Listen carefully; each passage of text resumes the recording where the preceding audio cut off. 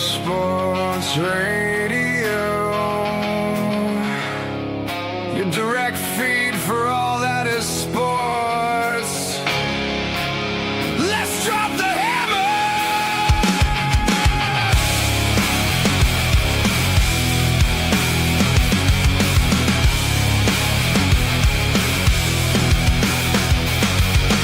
Monday night is rolling in. Let the baseball season begin. From the farm system down to the street. Single A, double A, feeling the heat. NCAA, softball and baseball, the diamond swing. Hear that Louisville slugger sing. Welcome to the Bullpen Bulletin, where the hardball magic is beginning. Mike, Patt, and Freddie B take the stand, the loudest baseball show in the land. Ice Sports Radio, heavy and real. That's just how we feel. That's just how we feel. From the month of March to the autumn breeze, bringing you games that are bound to please. We cover the pros and we cover the kids, every single play, everything they did. From the minor leagues up to the major show, we got the stories you gotta know. Through the rain, through the dirt, through the pain, hear the roar of the stadium train. You can't script October. No, you can't script October.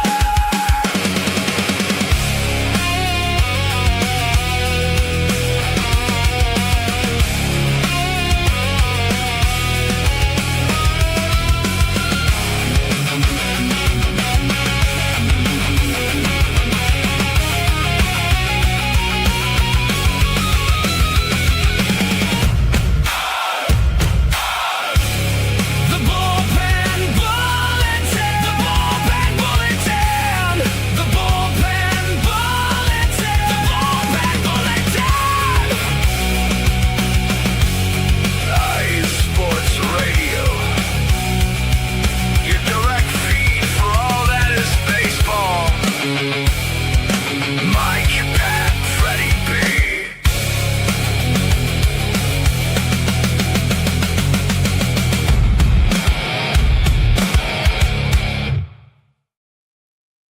Good evening, baseball fans, and welcome to a brand new episode of the Bullpen Bulletin here on IE Sports Radio, your direct feed for all that is sports. We got a lot of baseball to talk about tonight, and of course, joining me as always is Freddie B. Good evening, sir. How are you doing? I'm doing awesome, Mike. Good evening to you as well. Yeah, a lot to talk about this week on here, the Bullpen Bulletin. Yep, a lot of news, a lot of headlines, a lot of milestones achieved we're going to get into here. But of course, first of all, if you are a fan of the show, please do follow us on social media. Yours truly at IESR_DMV and Freddie at FreddieB_sports. Now, Freddie, before we dive in, while we were having our intro playing, I saw something really funny on X. So the Baltimore Orioles are in Minnesota. We'll cover their score here in a second, playing the Twins. For Colton Cowser, when he came up to bat, his picture was on the main scoreboard in center field.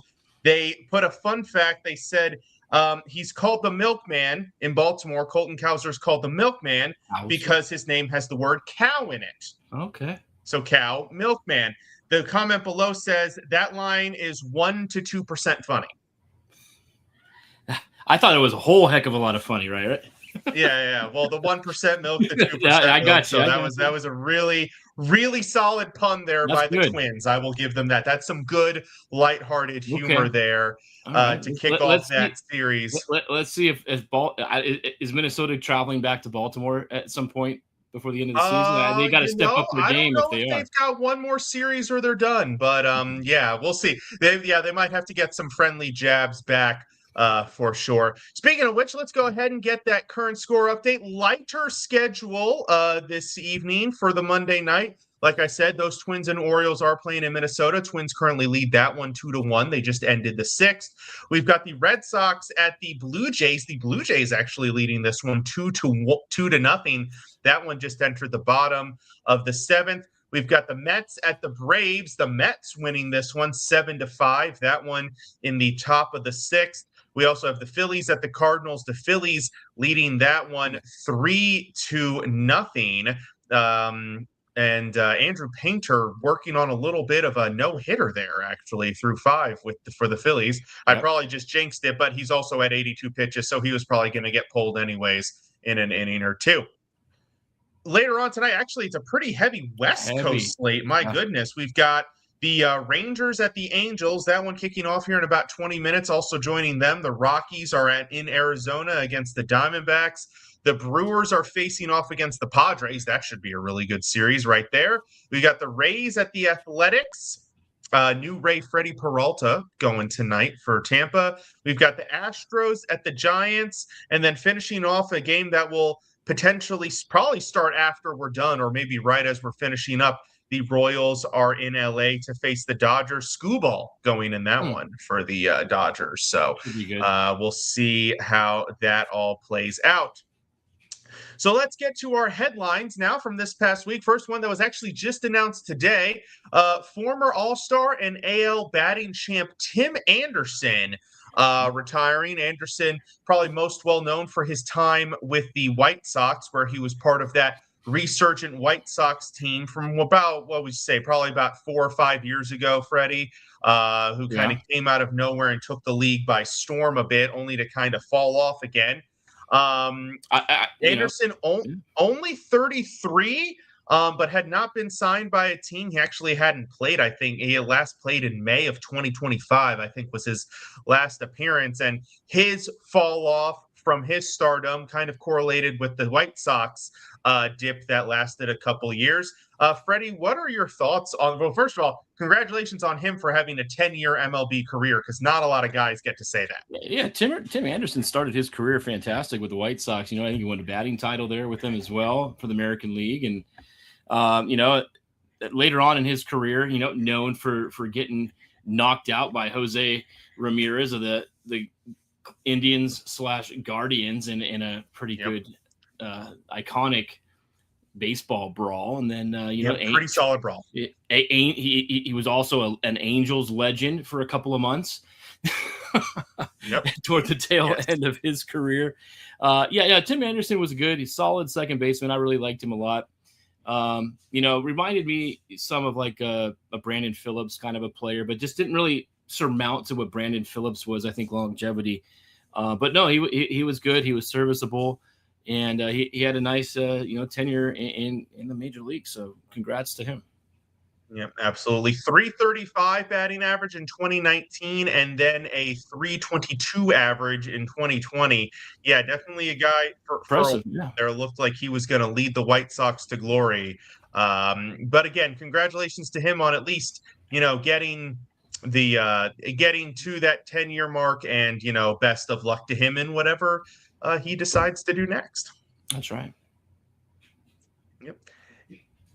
So congratulations to Tim Anderson. Now a little bit of more concerning news, I would say, probably more than anything. One of the bright young pitchers of the game, I would say, Cincinnati Reds starting pitcher Hunter Green, who had just come back from a major injury that shortened his 2025, is now set to have a UCL procedure in his arm and will miss now the rest of 2026. Of course, probably part of that decision is the Reds seeing that they are not in the playoff race and deciding not to risk injury on a lost season. But Green, looking at him, 2024 and the first half of 2025, one of the best pitchers in the National League, 2.75 ERA, sub-1 whip, 301 strikeouts in 257 innings. And it's really a shame to see, because him and Chase Burns, that would have been quite a tandem. Huge 1-2 punch there, especially in the NL Central. This is a tough division. You're dealing with the Brewers and the Cubs and, the Pirates with Skeens. Good pitcher there as well. I mean, like you said, 2024, a 2.75 ERA. Last year, a 2.76 ERA. Only 5 games started this year, 2-2. His ERA was elevated, obviously. A lot of it had to do with, just his arm failing him. So I hope he can recover. Arm injuries with pitchers, they never seem to get back to 100%, and especially a flamethrower like Green. I just hope he can get back out there, and I want to see how he and Burns can do, in the future for the Cincinnati Reds. Yeah, absolutely. And they also have some other good young pitching, Rhett Lauder coming up if he can develop. I mean, they've got a lot to get excited about. It just needs, Lauder needs a little bit more experience, kind of work out the kinks. It just needs to all come together for them. And they will be quite a formidable rotation there. But on some more positive news, we did have a pretty impressive record fall this past weekend. Jacob Wilson, shortstop for the Oakland Athletics, set the MLB record for most consecutive errorless games, asterisk, by a shortstop. We all know he plays shortstop, arguably the most difficult defensive position, and one where errors seem to happen regularly. Some of the best ones have 15 to 20 errors a season. And, Wilson has a streak now of 111 games. Freddie, how impressive is this? This is a pretty great mark. 111 games. I didn't even realize that was the record. And he passed his former A and Mike Bordick, with that record there for shortstop. Awesome for Jacob Wilson. A bright spot for a really down season for the Sacramento A's this year. I mean, they are the hottest team right now. They're winning 2 in a row against, the Red Sox, right? I mean, they stopped the Red Sox streak. They are the hottest team in baseball right now.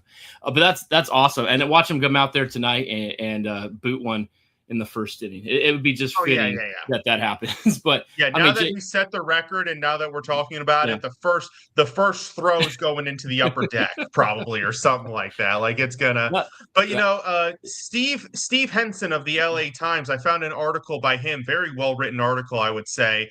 Talks about Wilson and says, it leads with this line. It says the 2 outcomes that scream failure on a baseball diamond are striking out and making an error.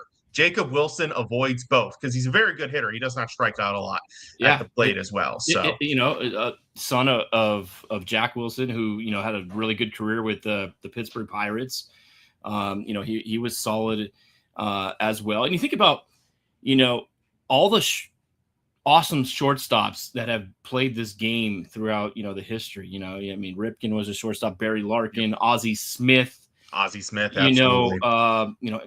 Alex Rodriguez, Derek Jeter.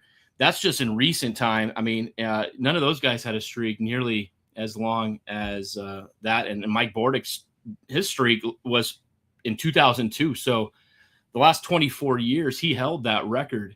And now, Jacob Wilson, congrats on him on setting that. And that's something that I don't know if we'll see, but maybe in the next 25 years. Yeah, and even if you talk about some of the more recent shortstops who were star Gold Glove caliber defenders, guys like Bobby Witt Jr., like Francisco Lindor, like Andrelton Simmons, who was one of the best defenders in all of baseball for several years running. So for Wilson to get this record, that is definitely something special for him. Mike, I gotta step away for 1 minute. I'll be right back, okay? No problem. So we're going to continue on here with the week in review, where we're going to take a look back at this past week and see who had a really strong week across the world of baseball and who is maybe not doing so well, maybe not playing so hot. At the top of my list, of course, the Tampa Bay Rays, 6 games in a row, back-to-back sweeps, just, playing their best baseball at absolutely the right time. And very important for the Rays as well to get that streak going, given that the Yankees have been playing good baseball and the Red Sox coming up fast. They need to maintain a good pace to stick ahead of those two teams. Being the Red Sox did lose 2 in a row, like Freddie mentioned, to the A's. However, they had won 8 in a row prior to that, so can't take away from that. Detroit continuing their rise up, and even post Tariq Skubal trade, 7-3 in their last 10, and now have claimed possession of second place in the, probably I could say accurately, the lowly American League Central. Really, the American League, not the East, is all looking pretty lowly here. Some other teams, the Braves found their stride again post Ronald Acuna injury, have won 8 out of 10. Cubs and Brewers, hot as ever, winners of 7 out of 10. The Padres playing their way back into the wild card. They are sitting there good at 7 out of 10. Some teams that are maybe not so hot, looking most of the National League or American League West is looking pretty crummy this week, Freddie, I would say. Everybody but Houston, and even Houston's lost 2 in a row. Yeah. And also, you got to highlight the Dodgers for being kind of crummy. Losers of 8 of their last 10. Yeah. Now only have, no longer, they're third in the National League now. Because the Brewers and Braves have been hot. And get this, only a 7.5 game lead in the division now. Yeah. The Diamondbacks and Padres are starting to claw back, man. We'll see. And you know what? The game the other night, the one that they ended their 7-game losing streak, they beat Arizona in 10 innings, and Arizona had a guy on third base with 1 out, failed to get him home, or else Arizona had a good chance to tie and force that game longer, and then they could have, beaten them. Then we would be talking about a 9-game losing streak for the Dodgers at this point. But I think they right the ship tonight. They got the Royals, Tariq Skubal on the mound. I think Skubal, has dominated Kansas City over his career, obviously seeing them probably more than any other team being, from the same division, the American League Central. So, yeah, I mean, now's the time you want to have this streak. You don't want to have a losing streak like this, late September as you're starting to go into the playoffs. But every team has them, and right now the Dodgers are going through it. They've got some pitchers coming back. Blake Snell's made a couple of rehab starts in minor leagues. I just saw just last week. Oh God, I can't even think of his name now. The other Dodger pitcher. Glasnow? Glasnow. Yeah, geez. I don't know why I was blanking out there. Yeah, I saw Glasnow. He pitched a minor league game for the Ontario Tower Buzzers against the Lake Elsinore Storm, and it's in a game that Joe Musgrove and Nick Pivetta also threw in rehab starts. So, man, I want to go to that minor league game, dude. That was fantastic. It was an early morning game. That was a lot of fun. So the Dodgers, they're going to get their rotation back. Wroblewski's probably going to be back down to like the number 6 starter overall. And I think they're going to be fine. Again, they're the Dodgers. They're going to find a way to do it. But I mean, we'll see what happens. Arizona and San Diego have played well. They both split a series against each other. So they both, didn't pick up any games on one another, but they did pick up games in the games that they won against the Dodgers. So they've kind of, put a little dent into the Dodgers lead, which was double digits on both teams, but now, down to 7.5 and 8.5. If another streak like that happens, or another team like the Padres or Arizona gets hot, it could be a spicy, month of September going into the final push. Absolutely. And correct me if I'm wrong. I might be remembering this wrong, but I think at one point, weren't we talking about the Dodgers with like a 14 or a 15 game lead? In the division. They did at some points. Yeah. So the fact that it's down to 7.5 and 8.5 is definitely I think great. On last week's show, it was like 11.5 and 12.5 on the two teams. So each team picking up 4 games in the standings. Absolutely. Yeah, I mean, so, Freddie, I kind of breezed through some of my hot teams and not teams from this past week, but feel free, jump on in here and tell us, talk about some of the teams that you were really impressed with. I'm sure you already started with the Red Sox, right? Going 27-3 over their last 30 games. Yep, cheaters. Yeah, cheaters. I know. Going 27-3 over their last 30 games. They're 11 games over 500. Yet, we're not even talking about them still being 7 games behind the Rays. That just tells you how well the Rays are continuing to play. 71 wins, 10 wins more than the Chicago White Sox, who are the next division leading team. They lead with 61 wins in the Central. So, I mean, Tampa Bay, we've talked about them. They're 8-2 over their last 10 as well. They continue to play great baseball. And even with that Red Sox, massive streak that they've been on, still find themselves 7.5 back, but a nice 5.5 game cushion in the wild card. Yeah, absolutely. Yeah. And and we're going to actually, you know what, let's go ahead and just on that note, let's just transition to our next segment, kind of a new-ish segment, or at least we're just now, adding it to the rotation for this year, given that, we're past the trade deadline. Each team has about 44-ish, 45 games left. So we're past the 2/3 mark. We're into the home stretch here. So I think it's time to really focus in on these playoff races. So we're going to have our own segment on them with the playoff races. And we can kind of go about it however we want. We can talk about every race. We can talk about the good races. But I figure for the first week, at least here, we should talk about every race. And then we'll take it from there how we please. Let's do it. All right. So we're going to start off and, we're going to go in reverse because, everybody always starts in the American League, right? Everybody always starts there. We're going to the National League first, and we're going to go reverse order. We just talked about it, so let's expand on it a little bit more here. National League West, the Dodgers currently with a 7.5 game lead over the Diamondbacks. The Padres 8.5 game lead over them, and then we're not even going to talk about the Giants and the Rockies. They've got absolutely no hope. Let's just hope they stay healthy the rest of the way. That can be a good goal for them. Yeah. This race, as we discussed, has gotten a lot tighter in the past few weeks. Still a little bit of a cushion. Freddie, do you think this race continues to get a little tighter, or like you said, do you think the Dodgers right the rotation and run away with it down the stretch?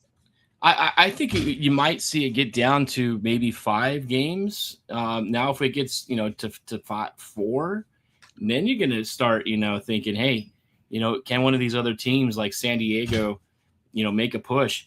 The only problem with San Diego is still their pitching. Their offense is coming alive. Manny Machado is still hitting. He's only hitting 220, but he has 23, 24 home runs, over 70 RBIs. He's putting up good numbers. Fernando Tatis's power is starting to come right now. 6 home runs since the All-Star break. He had 5 going into the first half of the season, so he's really hitting for power as well. They could be a scary team, and when it comes down to them playing Los Angeles, those are always awesome rivalry games. And I mean, don't forget Arizona as well. Somehow they're still there. They're going to be fighting for those wild cards, but I think the Dodgers, I don't see it going any lower than maybe 5 game lead in the division. Their pitching will come through. We'll see it, on display tonight with Skubal taking the bump.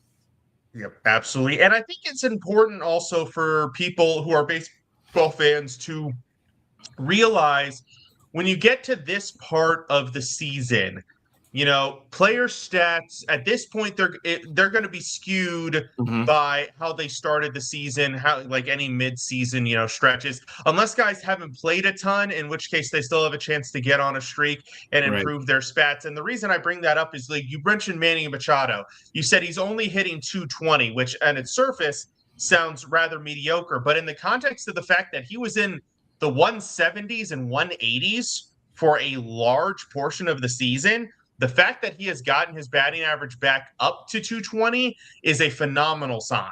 Yeah, that not just that, and for the Padres. His OPS was about 600. He's now at 710, 715, something like that. So he's gone over 100 basis points as well in his OPS. Yeah. So that's coming around. You want these guys, getting hot at just the right time, and everything just starts, kind of gelling together. Hey, former, Baltimore Oriole Austin Hayes, his first game for the San Diego last night, he had a bomb in that game as well. So big ups on him. That's just another addition to this team going forward.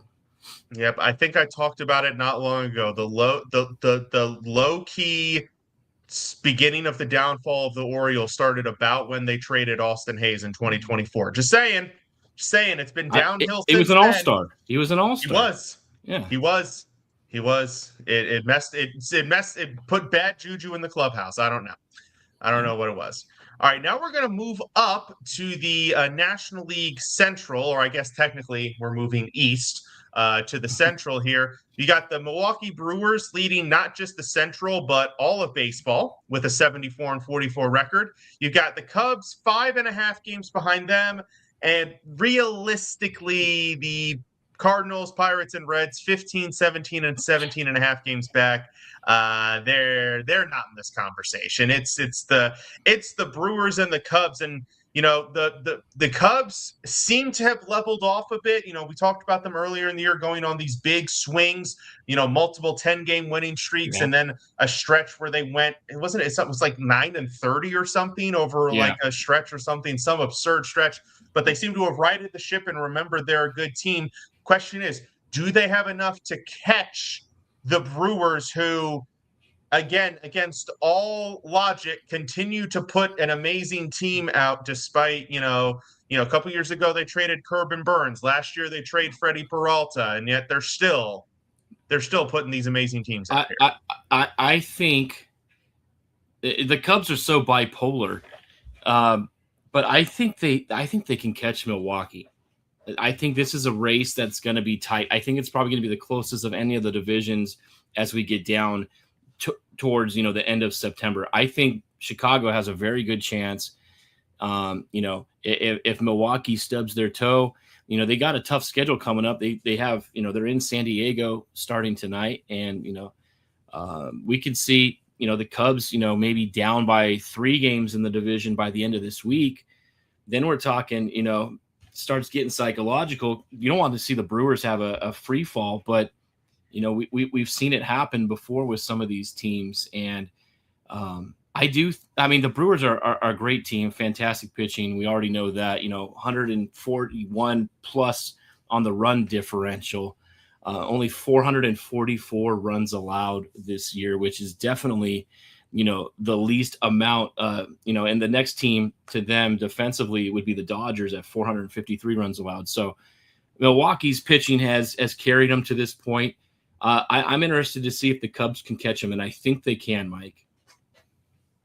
Yeah, I think the Cubs, very talented team, and it's a tale of kind of two sides. You've got the Cubs who, they score in bunches. Yeah. Very, very talented offensive team, 614 runs on the year. And then you've got the Brewers with their dynamic pitching. But the flip side's not like the Cubs don't have bad pitching and the Brewers have a good offense. So, I think these are probably, easily 2 of the top 4 teams in the National League, not just by record, but I think also by quality. Yes, and probably 2 of the top 6 teams in baseball. So I think this is going to be a fantastic race going down the stretch. I'm curious to see, and I'm going to try to check this quickly. There are 2 more series, it looks like, between the Brewers and the Cubs. So those are going to be, one of which is a 4-game series. So those are going to be big for the Cubs to try to get back in it.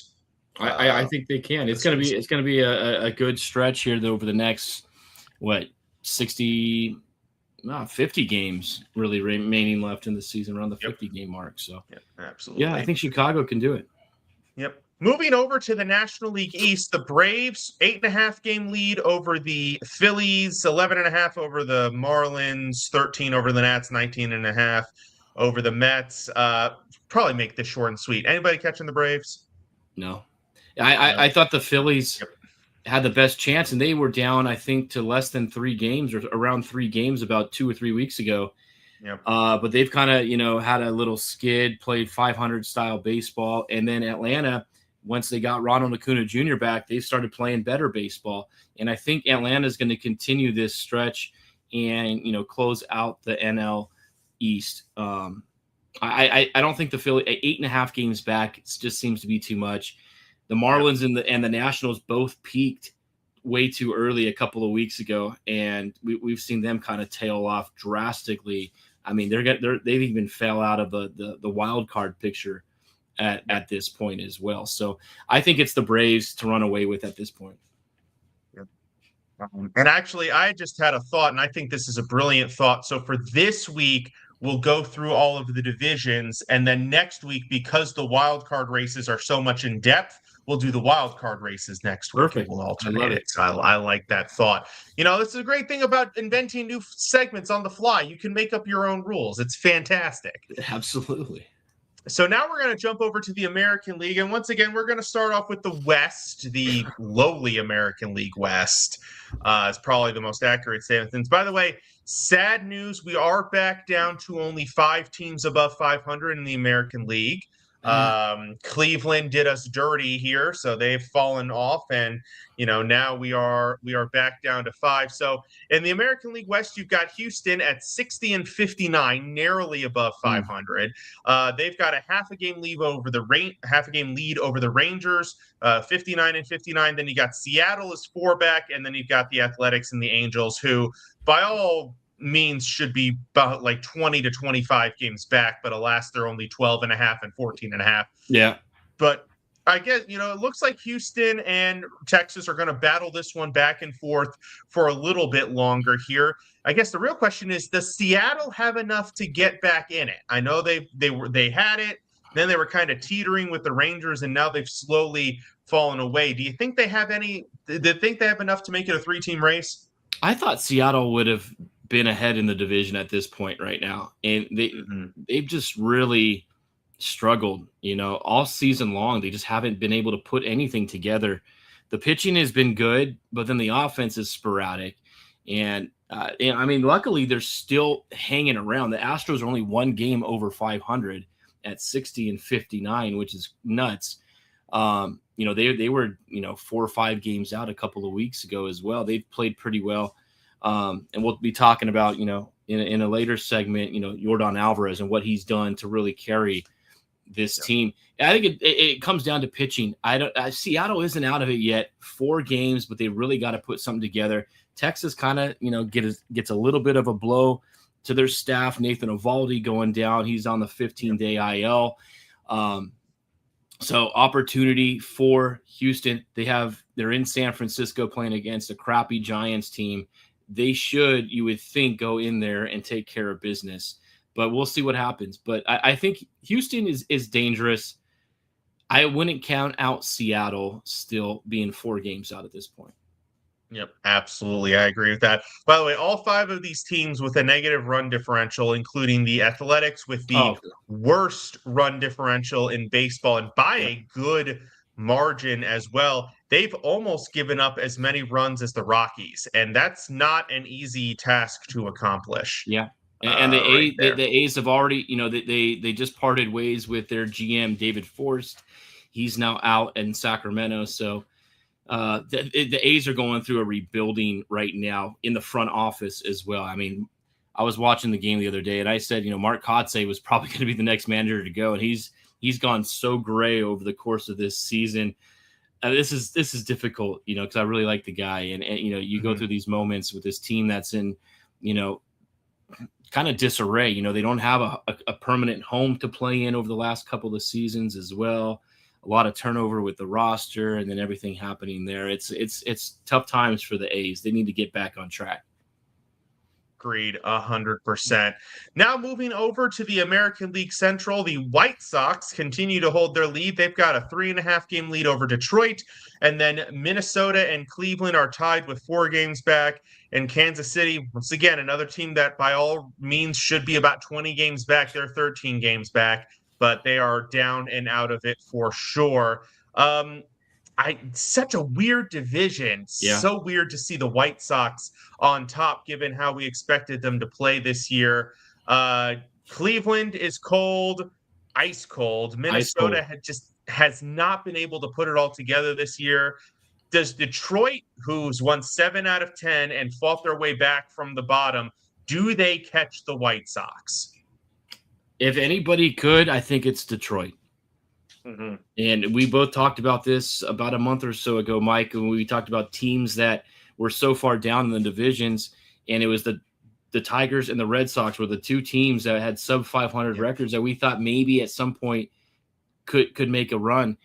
Detroit, I mean, they just traded off Casey Mize and Tarek Skubal, your top two pitchers, but they still have really good pitching. I mean, Framber Valdez is still going to be, he's kind of the ace of the staff right now. And then you got somebody like Troy Melton, who's really come out of nowhere. He's 7-1 on the season with a 1.46 ERA. He's been outstanding in his 13 games. Yep. And then, Keter Montero. Those are the three guys that they really need to rely upon. Offensively, I think the Tigers are in a really good position with what they have. 3.5, 4 games behind 3.5. Chicago right now. That's the closest they've been all season long, and they're starting to make this push right now. If Chicago, stumbles and Detroit gets hot, we could be talking about them being right up at the top of the division by next week's show. Yeah, and you talked about the offense, and that's very true. Led by McGonigal, Dylan Dingler, Riley Green. Yeah. This is a very solid offensive team with some pretty good pop too. So we'll see if they can put it all together. And also, important pitching note: Jackson Jobe made his first appearance of the year a couple nights ago, 5 scoreless. So if he gets back and he keeps pitching at that rate, that's going to be big for them as well. That's huge. Yeah, absolutely. Yep, absolutely. I heard this morning too on MLB network I was watching while I was working out, and they said, you know what? What are the odds that Skubal re-signs with Detroit at the end of the season? Oh, that would be funky, wouldn't it? I know that there have been cases where that has happened in the past. I don't know if Detroit, if Skubal liked Detroit enough to do that for them. The question I thought was, okay, if they didn't have enough to offer him at the time before trading him, are they going to have enough to offer him when it comes to free agency? I don't think it's going to happen, but it was an interesting. I don't think so either. We've seen in the past where guys have gone back to the teams that they were traded from and will resign back there, but I don't think in the case of Skubal that's going to happen. No, I don't think so either. But it's a fun thought experiment for sure. Yep. Now, moving on to the American League East with actual good baseball teams in the American League. We got the Rays leading it like we discussed, 5.5 games over the Yankees, 7 games out of the Red Sox, and then 14.5 is back are Baltimore, 16 are Toronto. Those two are not part of this conversation. The Red Sox have been very hot. The Yankees have been consistently solid, I would say, this year, and then the Rays consistently good. We know that none of these three are going away. All three are going to make the playoffs. All three are going to be good down the stretch. The question is the American League champion and World Series representative coming out of this division? I would say yes, 100%. What are your thoughts there? At this moment in time, I would say yes, absolutely. I mean, like we just talked about earlier, with the run that the Red Sox have been on, 27 wins over their last 30 games. They've now find themselves 7 games behind Tampa Bay still. That just tells you how good Tampa Bay has been playing, leading all American League teams in wins. 2 pitchers with 11 wins. We don't even talk about Nick Martinez and what kind of a season that he's having for them. 11-3 with a 2.65 ERA. Drew Rasmussen also with 11 wins, a 2.75 ERA. Tampa Bay has got great pitching, and their offense, I think, is second to none. I mean, one of the best offensive teams and a really fun team with Junior Caminero and Yanni Diaz and Jonathan Aranda and everybody like that. They're a fun team to root for. No really like superstars like they've ever really had. I mean, but they always find a way to get it done. And Tampa Bay is a very scary team, in my opinion. Absolutely, I agree. And, just for this one season, I would like for them to reorder the playoffs so that it's just straight up by record, so that the Rays, Yankees, and Red Sox are the top 3, and everybody else has to try to beat them.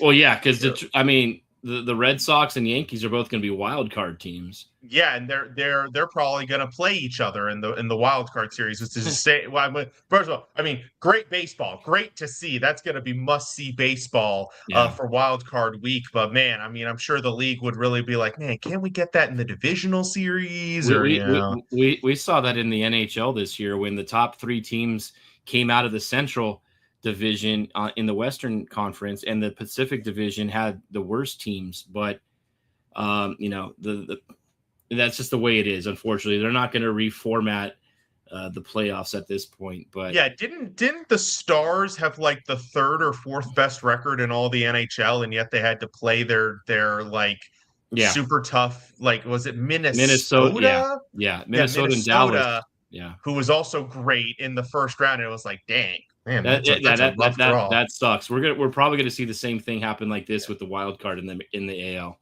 Yeah, and this is why I was hoping the Orioles would make a run at it, because I mean, if you get the 6th seed, you get the winner of the American League West. The Orioles aren't done yet, though, Mike. So keep the faith. They're only 2 games out. They do have to jump. They're losing 7-1 to the Twins. Oh, it's 7-1 now. Oh, sorry, 7-2. Okay, 7-2. Right. Jacoby Mayo just had an RBI double. With how bad everybody else is playing, they could still. I don't know.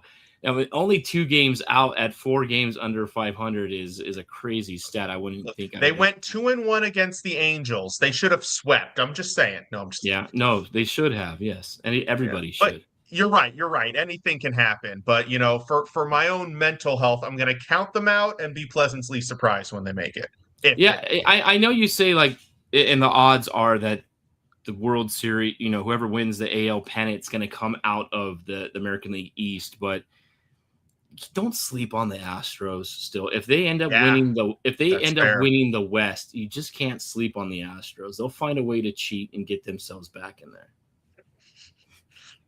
Nice little dig there. On that, we're going to take our break. When we come back, we're going to talk about our upcoming matchups to watch down on the farm and a couple other segments to finish it off. So do not go away. You're listening to the Bullpen Bulletin here on IE Sports Radio, your direct feed for all that is sports.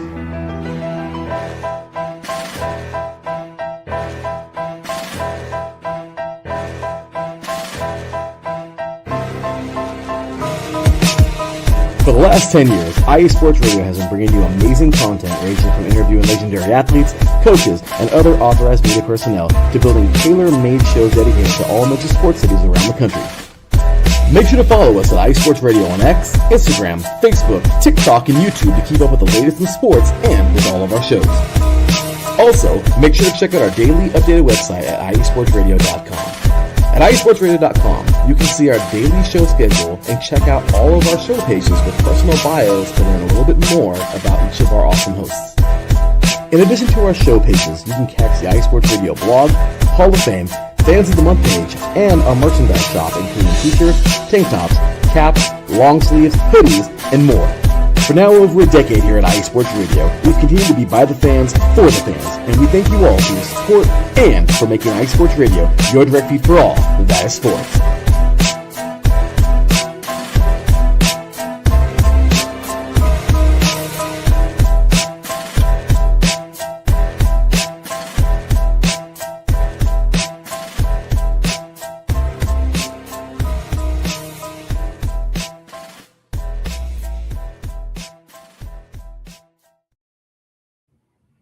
And welcome back to the Bullpen Bulletin here on IE Sports Radio, your direct feed for all that is sports. We are on to the second half of our show, but of course, we must take a quick score update across the league. I think some of these games, some of these West Coast games have kicked off at least. We'll start with the Orioles and Twins. Oh, it's now 7-3.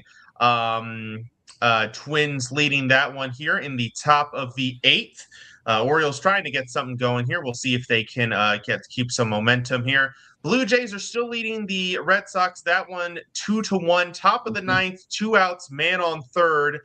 So the Blue Jays really up against it, trying to hold on and win that one. We've got the Mets and Braves. Mets still leading 7-5. That one in the bottom of the 8th. We've got the Phillies and Cardinals. Phillies leading 4-2. in that one. Looks like I thoroughly jinxed the no-hitter there for Andrew Painter. You did. I did. I nailed it. Absolutely crushed it. And then the West Coast games, many of which have kicked off. We've got the Angels actually leading the Rangers 1-0 as we enter in the top of the second. Looks like a Mike Trout solo home run, his 20th of the season, got the scoring started there. We've got the Diamondbacks and Rockies 0-0 bottom of the first. The Brewers and the Padres still 0-0. That one in the top of the second. Rays and Athletics getting off to a fast start. That one already 1-1 in the bottom of the second. And the Astros off to a quick start. They are up 1-0 against the Giants in the bottom of the first. And it looks like the Blue Jays did just finish off the Red Sox 2-1. So they will mark that one as a victory for them. And now we're going to take a look at our upcoming matchups to watch. Of course, it's Monday, so some of the series for the week have already started. But naturally, there will be more series starting tomorrow and then on into the second half of the week. So, Freddie, what are your matchups to watch during the week and then over the weekend? Well, this week, right now, I think Milwaukee-San Diego is an intriguing matchup. The Brewers coming into San Diego. San Diego's playing hot. I think that's really good to see here. Later in the week, I don't know. I haven't really checked out the schedule too much. Tigers and White Sox, first place possibly on the line. I think, who would have thought Tigers and White Sox would be a matchup to look forward to, but it really is here in the Central. As if and it's in Detroit. If Detroit comes away with this series, we could be talking about them leading the division at the end of the week. So those are really two of the series I like. I don't want to take any more from you because there are a couple of more that are good matchups as well, Mike. So I'm just going to stick with those two for the time being. Absolutely. Thank you for your graciousness. I always look out for yes. you. Yeah. Thank you, buddy. I appreciate that. During the week, not really an amazing slate. The only other one I would identify here, Philadelphia and St. Louis, maybe about a week and a half ago, probably would have been interesting, but the Cardinals have kind of fallen out of the race a bit there. Really just not a lot of phenomenal matchups here. So looking ahead to the weekend, though, there are a couple more. Milwaukee and LA, the two premier teams in the National League, definitely a great one. Also an interesting one we kind of talked about a little earlier, Seattle and Houston. Exactly. Seattle, we were talking about them, trying to get back into the race. Mm-hmm. There it is. It's right there in front of you, Seattle. You want to get back in it. This is going to be one of the ones that you're going to have to, of course, they're going to want to win a few. Well, they do have the Yankees, so that's a bit tough. But hey, if they can maybe steal a couple from the Yankees and then turn around and steal a couple from the Astros, they could find themselves right back in this. Yeah, if you're going to want to be if you want to be a playoff team, you're going to have to play playoff style baseball from here on out. And they're, going up against the Yankees who are locked into a playoff spot. And then you're going to go at the end of the week and play the division leader in the Astros in Houston. It's time for, Seattle could be maybe done after this week. We'll see where they stack up on next week's show, Mike. But big point there for Seattle. This is the week for them to turn things around. Yeah. And you make a great point. If you want to make the playoffs, you're going to have to beat playoff teams. Nobody's playing, the Angels, Royals, Athletics the rest of the way. Everybody, you're going to be playing good teams, strong divisional rivals. If you're going to want to make the playoffs, unless you already have a playoff spot locked up and you just need to maintain, like the Yankees, Braves, Brewers, all those guys, you're going to have to beat playoff teams if you want to make it. This is, I think of the movie Zombieland, if you've ever seen that one. It's time to shut up or shut up. Like this is that time of season. I hope that was appropriate enough for the air. If not, my apologies. All right. Great movie. Moving on to Down on the Farm, where we take a look at some minor league news. Of course, the big minor league news was everybody kind of moving around, trading places last week. So a lot of guys just kind of settling in, a lot of guys moving. I did see one interesting thing, which is this is always a critical point in the season. 30 Thursday, I believe it. Wait, Thursday, August 13th marks the date at which players if you are brought up after that point, you do not lose your rookie eligibility for 2027. So Thursday/Friday going to be an interesting day to see, teams looking to get prospects some major league playing time, some of their top guys in AAA. That's going to be the time where teams are going to strategically call them up so as to not eliminate their eligibility. So that is something to watch later in the week. I also wanted to highlight a player for the Orioles who's been playing great baseball, mashing home runs, leads the whole minor league organization with 24, and that is Victor Figueroa, first baseman. He was recently called up to the Chesapeake Bay Sox, the Double-A affiliate for the team, and he hasn't mashed a ton, but he still has hit 2 home runs there already. He had 22 home runs in High A Fredericksburg, has a .558 slugging percentage on the season. Strikeouts have ticked up a bit, and obviously being a first baseman, he's probably not going to give you an amazing amount of things with the glove, but if you can just cut down on the strikeouts, this is going to be a really powerful back and a fun name to bring up because for 2 months last year, he was a member of the Lake Elsinore Storm, who we cover very frequently here on the show, before being part of the Ryan O'Hearn Ramon Laureano trade with the Orioles. So I guess preemptively, thank you for that one, Freddie. Hopefully he continues to mash and, finds himself a spot on the team one day. You know what? The hardest thing is, first baseman. They're always going to be like your power hitters, but unless you have some versatility where you can maybe play another infield position or into the outfield, it's harder to get called up being a first baseman. But as long as you hit, they're going to find a spot for you. So hopefully for Figueroa, we'll be seeing him make a jump. Maybe another jump by the end of this season. He's right now at Double-A, you said? Yep, Double-A Chesapeake. I think he probably sticks at Double-A for the rest of the year. He'll be 22 the rest of the season. He's not even 23 yet. So they'll probably leave him at Double-A, and then maybe he gets the bump to Triple-A. It's going to be tough, like you said, because he's only a first baseman. He has played a little bit in right field, but not a ton. Yeah. But there's this guy. I don't know. Some of you might have heard of him, Pete Alonso. Yeah, he's the Orioles' first baseman for the next 5 years. So a little bit of a blockage. He is a lefty bat. So that offers some versatility and some variety. Maybe they find some way to integrate him in the DH/first base spot, maybe, but we'll have to see how that part plays out. Yeah, that'd be interesting. I'm taking my minor league segment, and we're going to Dryersville, Iowa, Mike. Yep. If you build it, they will come. Field of Dreams game tomorrow. The Iowa Cubs and the St. Paul Saints, and this is an epic game because it's featuring some of the top prospects in all of minor league baseball. This is going to be aired on MLB Network. I'm looking forward to seeing Walker Jenkins, Mr. Captain America, going up, and Emmanuel Rodriguez as well in this. Both guys have big upsides. Jenkins, the number 5 pick overall in 2023.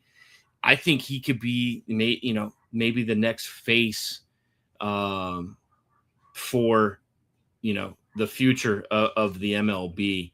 Lot of good, he's got all the tools there, plays an awesome, center field, can hit for power.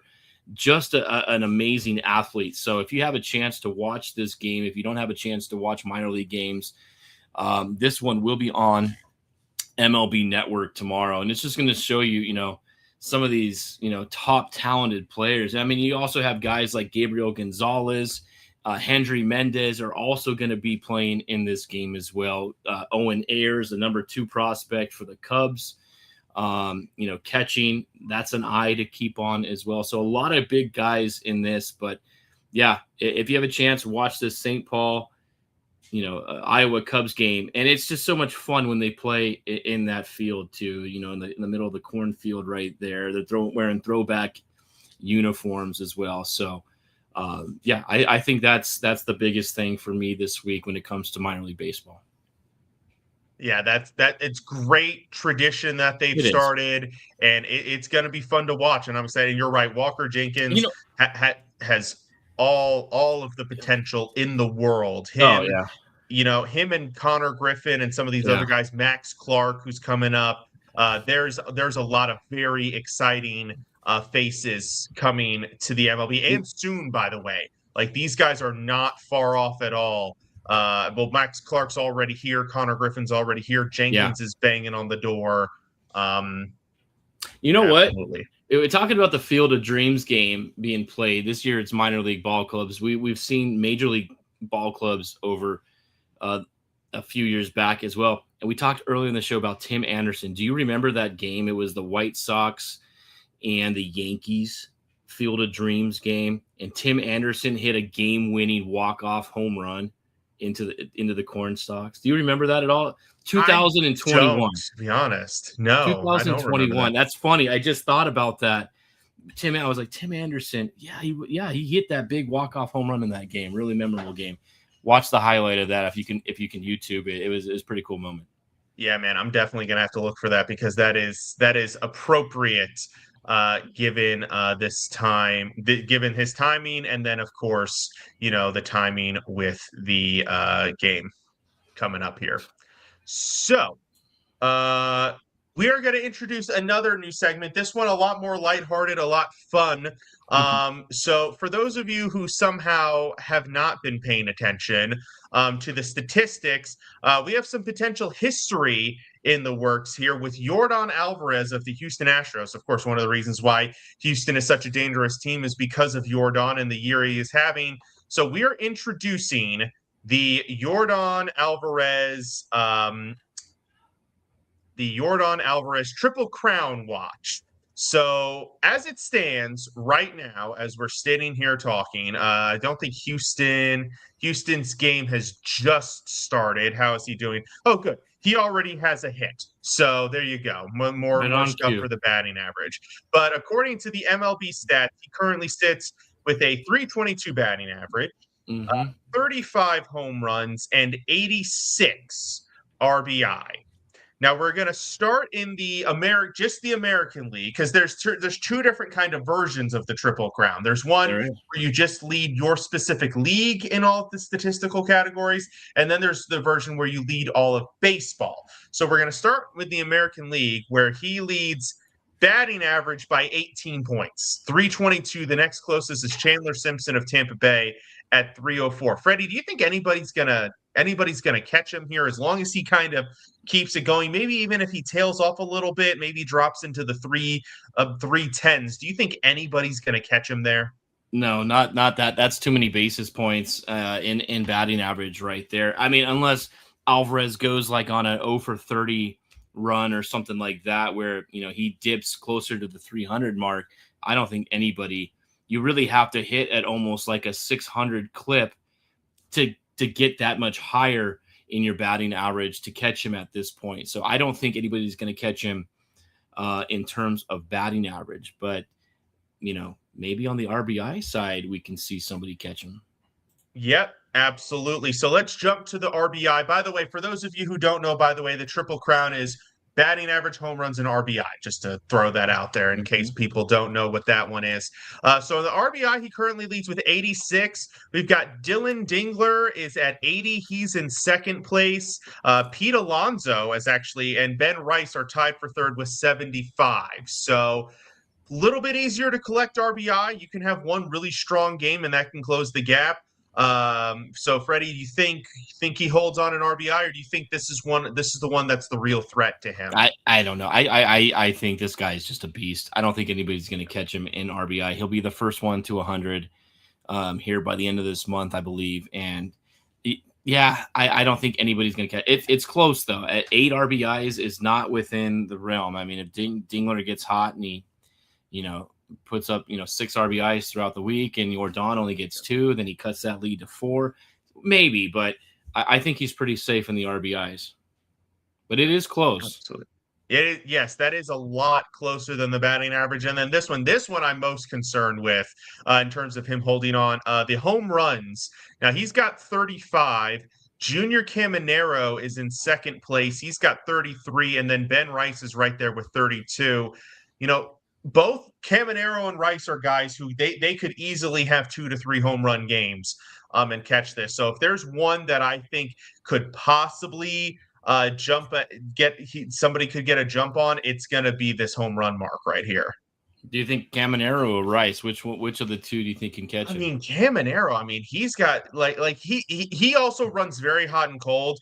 As we saw with his stretch earlier. But I mean, especially Tampa's on a tear in general. I think he could at any point go on a tear and roll off like a 4 or 5 game stretch where he hits a handful and he gets ahead. And then Alvarez is, he doesn't necessarily hit the home runs in bunches like other guys do. Like he's not like a Kyle Schwarber, for example, who I mean, Right. Schwarber just hit 2 home runs last night. So I think that this is also one where, like I said, if Caminero gets on a hot streak, I don't know if Jordan's going to mash enough like consecutively to catch.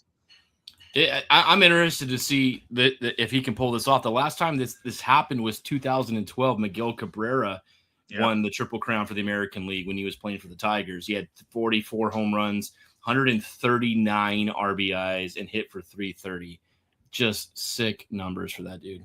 Yeah, absolutely. And looking across the entirety of baseball, he does still lead in batting average for everyone. He's at 322. Larissa Reyes is second at 320. Now, Reyes is definitely a guy who could, string together some good games and catch them there. Yeah. That's 100% a threat. In home, and also Otto Lopez of Miami, 318. He's not far behind either. Home runs currently tied with Schwarber, like I said, at 35. They've got Matt Olson and Hunter Goodman right behind them at 34. I do think Schwarber wins this one. Just because that's just he's a home run hitter. He's a masher. Yeah. That's what he does. I would say Jordan's probably the better overall hitter, but in terms of home runs, that's Schwarber. And then RBI, he's currently third. CJ Abrams of the Nationals, that's probably the most random name on this list. He leads with 89. Sal Stewart, 87 with Cincinnati. He's in second, and then Jordan. Now, I think that this one might be a little bit more interesting because James Wood ended up on the IL. Yeah. So Abrams is actually currently batting leadoff now for the Nationals. So that's going to hurt his RBI potential, both his positioning and, oh, by the way, not having James Wood get on base in front of him, which James Wood had a 400 on base percentage. Yeah. Yeah, I kind of agree with you. I think Schwarber may take the overall MLB home run record at the end of this season. He'll finish with the home run title. But yeah, I mean, the last time we've seen somebody win the Triple Crown throughout all of Major League Baseball, I think was 1956, and Mickey Mantle did it, right? Mm-hmm. Yeah, it sounds right.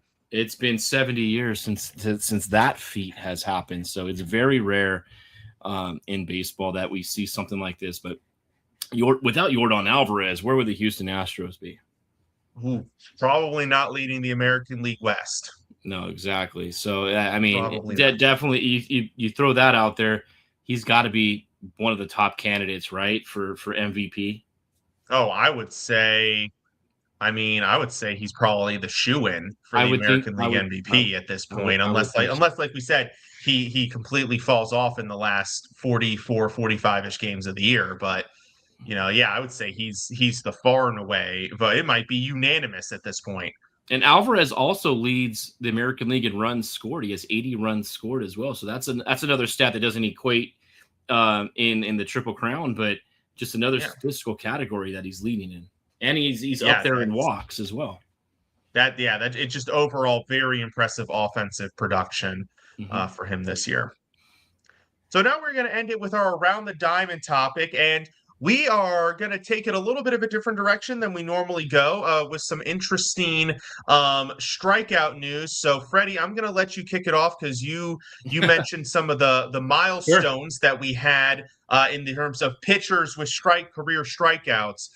So let's kick us off with some of those milestones that were hit this past week. Yeah, just this week, Max Scherzer made his way into the top 10 career strikeouts with 3,516. I think he struck out 12 in the game the other day for the Blue Jays, which is just crazy. Coming, I think, like his second or third game coming off the IL too. And I mean, this dude, you talk about a guy who's had a really good career. Max Scherzer has had an outstanding career, and number 10 overall in strikeouts. And you think of some of the names that he just passed Walter Johnson to get to that spot. And the next one on his list, he's 18 behind, is Gaylord Perry.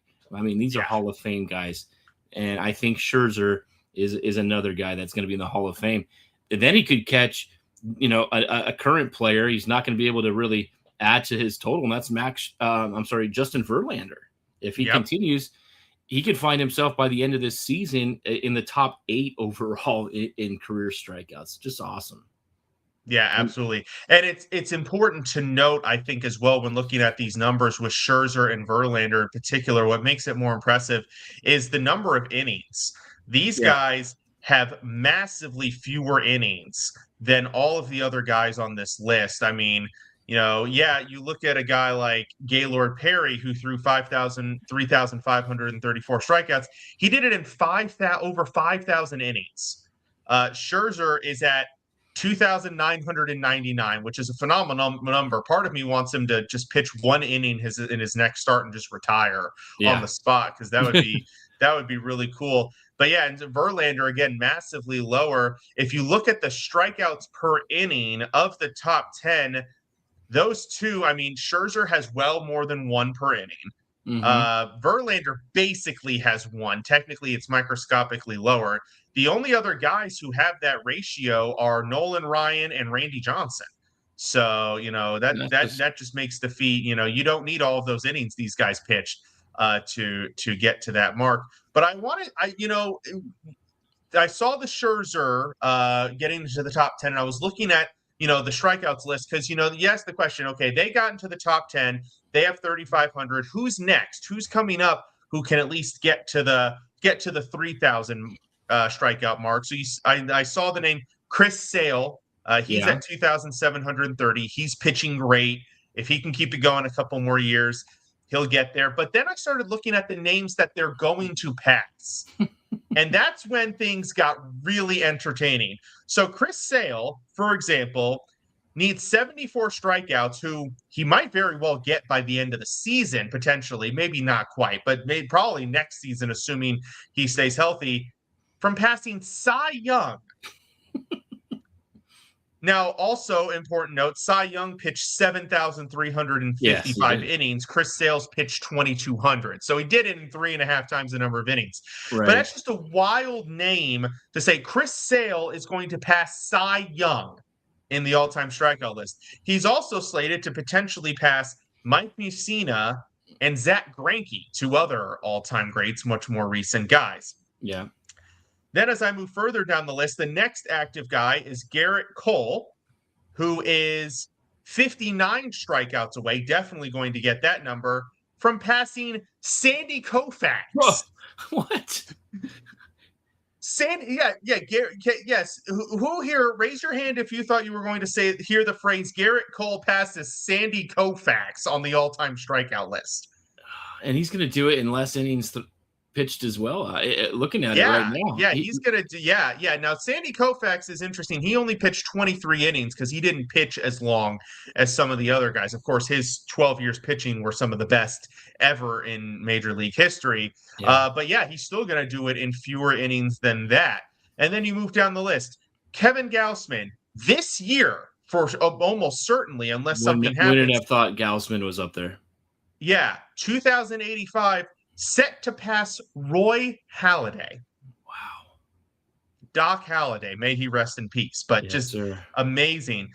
Yu Darvish, Yu Darvish is out of the league. He probably won't move any higher, but he will finish one shy of passing David Price. That would have been really funny to see. Yeah. Yeah, Aaron Nola just hit the 2,000 strikeout Yep, plateau actually, this this week. past weekend as well, Yeah. Aaron Nola got his 2,000 strikeout. Congrats to him. He's another guy. If he can, he's had a really rough couple of seasons. If he can level out and just kind of keep steady the rest of his career, he could get to 3,000 potentially. Looking at this list, Jacob deGrom isn't even to 2,000 yet. He's 5 away from 2,000, but I thought Jacob deGrom had a lot more strikeouts. Obviously, the injuries over the last 3 seasons really put a damper on that. But deGrom is going to have 2,000 strikeouts in like 1660 innings pitched, which that's a stupid number right there. You put that up with, that's more than. Was that like 1.2 strikeouts per every inning? Something similar to that. That's crazy numbers. Yeah, that is incredible. But probably one of my favorite ones. And we also have to understand, like, this is a testament to modern pitchers. Yes, we complain they throw fewer innings, they don't necessarily throw as many pitches, but man, do they get the strikeouts? They get much strikes at a much higher rate than pitchers in olden eras. And I think that's best exemplified with this next one. Zach Wheeler, who the numbers, he's going to be, I think we had, I don't know if we had that conversation this year or maybe we had it last year on the Bullpen Bulletin. Very interesting Hall of Fame conversation we're going to have with Zach Wheeler, because he's basically said he's going to retire at the end of his Phillies contract. He's basically going to be up, which I think is after next year. So Wheeler's only going to pitch one more year, but in any case, needs 5 strikeouts to pass Whitey Ford, who's widely considered one of the best Yankees pitchers of all time, and generally comes up in conversations when you talk about great all-time pitchers. Zach Wheeler passing Whitey Ford. I mean, what do you even say to that? I mean, yeah, Whitey Ford, a Yankee legend, Hall of Famer, one of the best pitchers of his era, to have the same amount of strikeouts as Zach Wheeler. Jeez, I mean, Zach Wheeler, I'm sorry, really good career, but he's not a Hall of Famer. I mean, it's crazy some of these numbers that some of these guys have. I'm just going through this list on some guys that I watched during their heyday and where they rank up there as well. Man, there's some really interesting names that are on this list here, Mike. If you want to check them out, go to baseballreference.com and you can see the whole list of career strikeout guys right there. So, yep.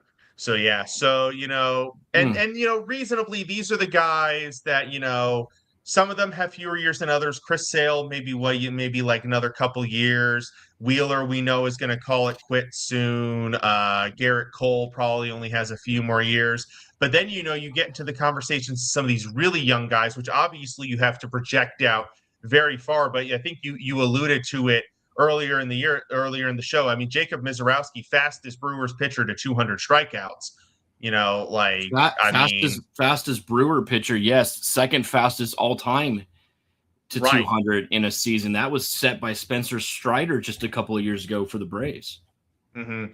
Yeah, so I mean, guys, and the strikeout numbers continue to rise and look really good. Probably also partially based off of hitters basically swinging for the fences every time they come to bat. But just looking at the strikeout totals, I mean, Mizorowski's 200, Gavin Williams for Cleveland's at 185, Dylan Cease is at 184, Schlittler's at 182. There's going to be a lot of guys, assuming guys don't start getting, and some of these guys might start getting rested, shorter starts towards the end of the year. There's going to be a lot of guys to either flirt with or get to 200 strikeouts this year. Yeah. There's going to be a quite a few guys that get to that mark this year. Yeah. Dylan Cease, I was just looking at him on the list. He's probably the next current guy that can maybe get to that 2,000 strikeout plateau for a milestone. Some of the names of some of the guys that are still active, Chris Bassett, Jack Flaherty, don't see them doing anything over the next few years. Sean Manaea, Freddie Peralta. Then you got a couple. I think Dylan Cease, he's at 14-15 overall. If he can go, 3 more years at 200 strikeouts, he'll be right there in good company. Yeah, and by the way, that's not an egregious line of thinking in his last 5 full seasons, so I'm not counting this one in there yet, although he is going to get to 200 in the last 5 years, 2021 to 2025, in which he has pitched a full slate of games in every season. He's averaging 221 strikeouts, and that average will probably maintain, if not go up, as he's got maybe about 8 to 9 starts left this year. Yeah. So he is definitely going to break 200 this year, and he might set his own career best, which is 227. I don't think it's ridiculous to say that he gets another 45 strikeouts and 9 starts. I think that's actually, we might be selling him short. That's below average. That's only 5 strikeouts a game, right? Yeah. So, right now he's averaging, I think about 7.5, almost 9. Almost 9 strikeouts a game. He's, he's averaging pretty much 1.5 strikeouts an inning. Big bounce back, really good season. Had the no-hitter with San Diego. Then he couldn't find the strike zone last year. High walks, and then, goes to Toronto, and he's found himself. He's healthy. That's the biggest thing. He's got to stay healthy. Yep, absolutely. Well, that will do it for tonight's show. Thank you to everybody who tuned in. Freddie, any parting thoughts? No, I think that was a great discussion. I love looking at old history like that and to see, what kind of milestones we'll see in this game of baseball. Every night it's something different. And I mean, we just, we talked about, Jacob Wilson's errorless streak. If he go, I mean, that's something he holds the record for that. Now, who will be the next guy to catch him in errorless games? And we got some division matchups really starting to take form here. Can the Dodgers get back on track? I mean, it's already 1-0 Kansas City after the first inning. Maybe Kansas City's too familiar with Scooble. Maybe. I mean, they would be, right? They would be one of them, right? One of the teams that knows him very well. But yeah, no, this is a great week, Mike. Looking forward to all these games as we get closer and closer to the playoffs and the end of the season. We're starting to see these races hopefully start heating up. We all obviously know we've got it's a free for all between the 3 teams in the West. Don't count out Seattle. I still think that they could possibly get in there, but we'll see. Absolutely. Well, once again, thank you all for tuning in. This has been Mike, Pat, and Freddie B for the Bullpen Bulletin here on IE Sports Radio, your direct feed for all that is sports. Have a great week. See you next time.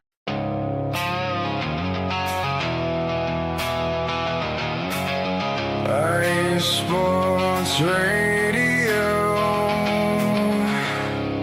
your direct feed for all that is sports.